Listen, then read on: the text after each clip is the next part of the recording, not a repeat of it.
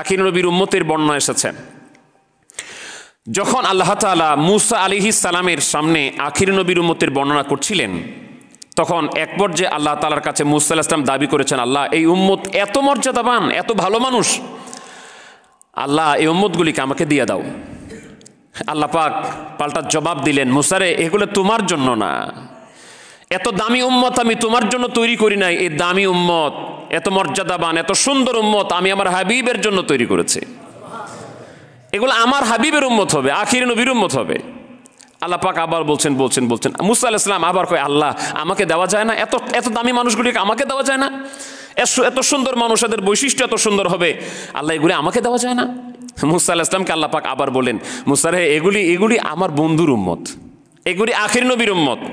আল্লাহ পাক বলছেন, বলতে এবার তৃতীয়বারে মূসা আলাইহিস সালাম কয়, আল্লাহ এই উম্মত আমাকে দিবা না, তো এই উম্মত আমারে বানানো যায় না?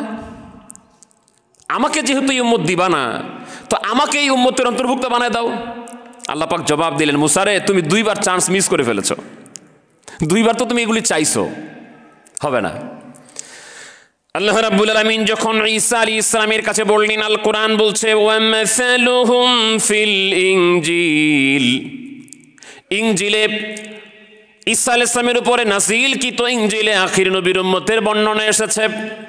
আল্লাহ পাক যখন ঈসা নবীর সামনে আখির নবী রাসূল করিম সাল্লাল্লাহু আলাইহি ওয়াসাল্লামের উম্মতের বর্ণনা করলেন, এক চান্সে ঈসা আলাইহিস সালাম বললেন, আয় আল্লাহ তাআলা, এত দামি যে উম্মত, আয় আল্লাহ দয়া করে ওই দামি উম্মত আমাকেও বানায়া দাও।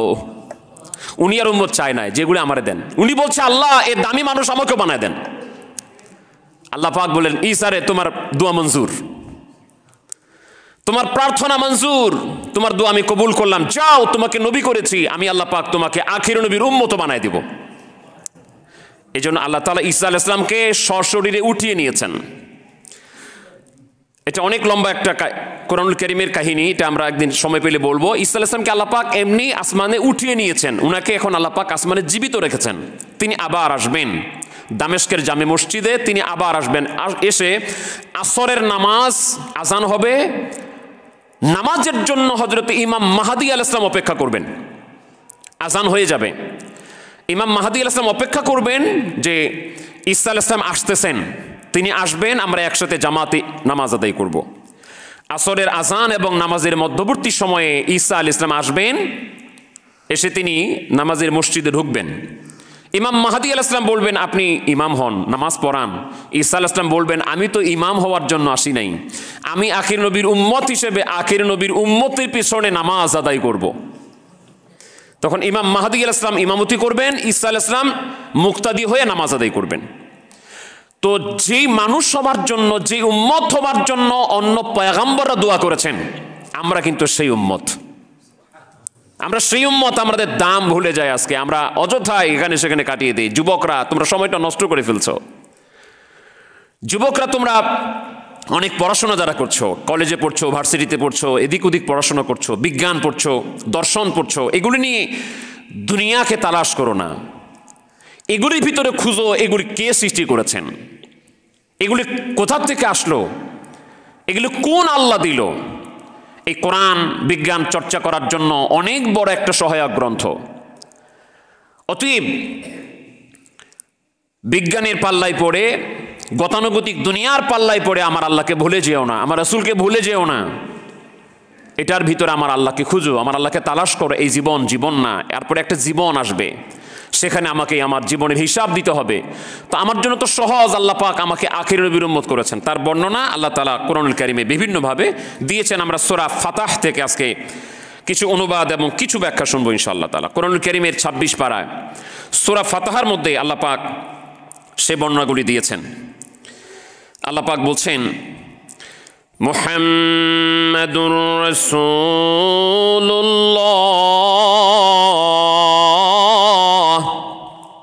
মুহাম্মদ সাল্লাল্লাহু আলাইহি সাল্লাম আল্লাহর রাসূল।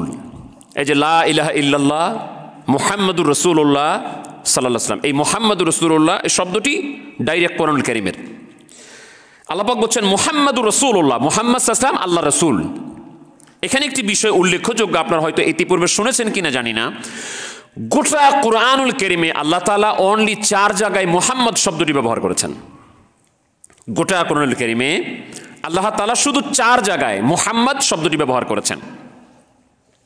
সূরা আলী ইমরানে, সূরা মুহাম্মাদে, সূরা ফাতহাতে এবং সূরা আহজাবে, এই 4 জায়গায় আল্লাহ তাআলা মুহাম্মদ শব্দটি ব্যবহার করেছেন। কিন্তু এক জায়গাতেও মুহাম্মদ, ইয়া মুহাম্মদ বলে আমার আল্লাহ আমার নবীকে ডাক দেন নাই।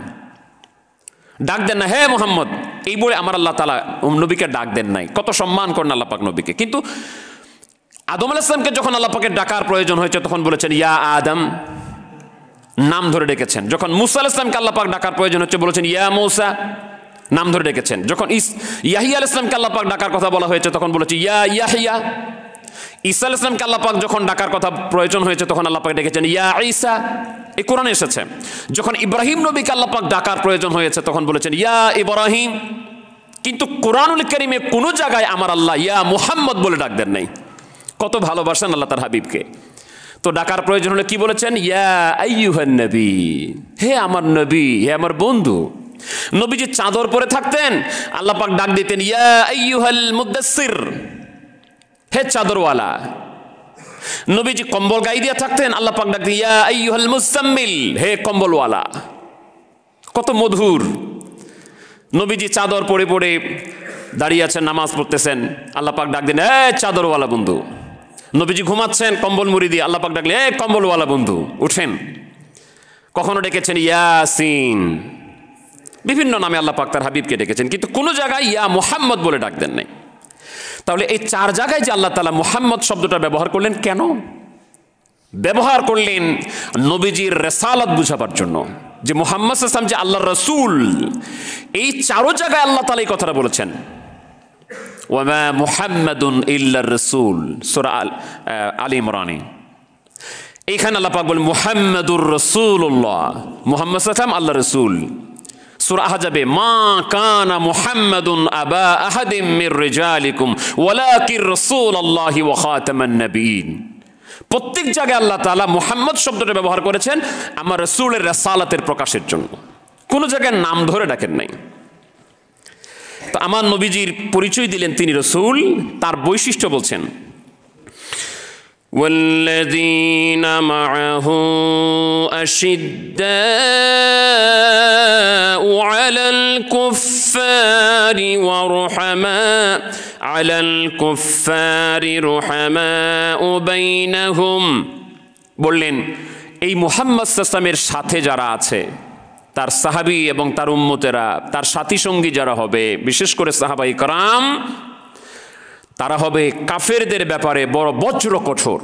কুফরির সাথে তাদের কোনো আপোষ হবে না, শিরকের সাথে তাদের কোনো আপোষ হবে না। কুফরিকে মিটিয়ে দেবার ক্ষেত্রে, শিরককে মিটিয়ে দেবার ক্ষেত্রে তারা বজ্রহীন হবে, বজ্রকণ্ঠ হবে, আপোষহীন হবে। কিন্তু পারস্পরিক সহযোগিতায় রুহামাউ বাইনাহুম, পারস্পরিক সহযোগিতায় একজন আরেকজনের জন্য পারলে কলিজা কেটে দিবে।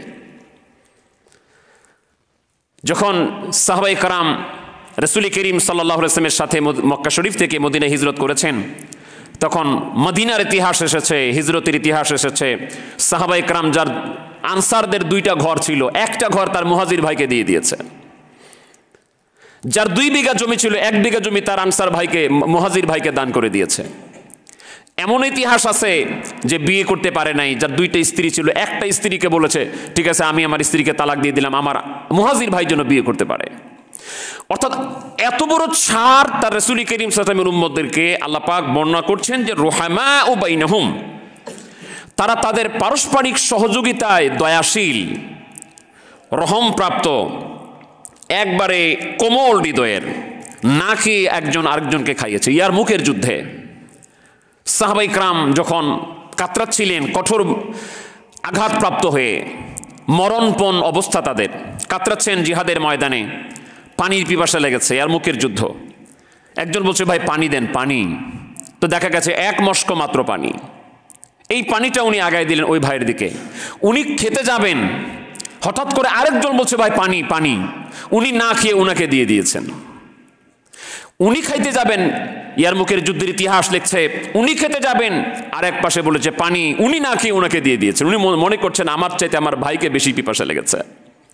এরকম করতে করতে 70 জন মানুষ ঘুরে ঘুরে কেউ পানি খায় নাই, অবশেষে সবাই শাহাদাত বরণ করেছেন। আল্লাহ তাআলা তাদের প্রশংসা করছেন, রুহামাউ বাইনাহুম, তারা একজন আরেকজনের প্রতি স্নেহশীল, সহানুভূতিশীল। রাসূল করিম সাল্লাল্লাহু আলাইহি ওয়াসাল্লামের এই উম্মতদের কথা আল্লাহ তাআলা বলছেন।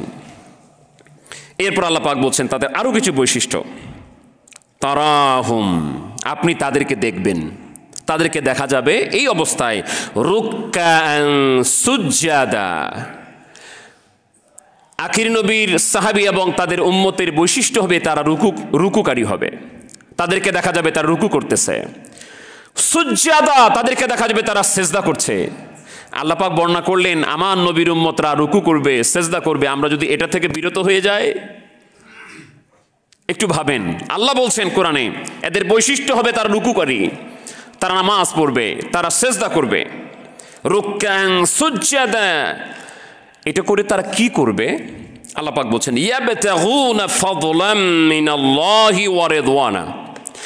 এই বান্দাগুলি রুকু করে এবং সেজদা করে তারা তালাশ করবে আল্লাহর দয়া। রুকুর মধ্যে থেকে, সেজদার মধ্যে থেকে আল্লাহর দয়া তালাশ করবে এবং আল্লাহর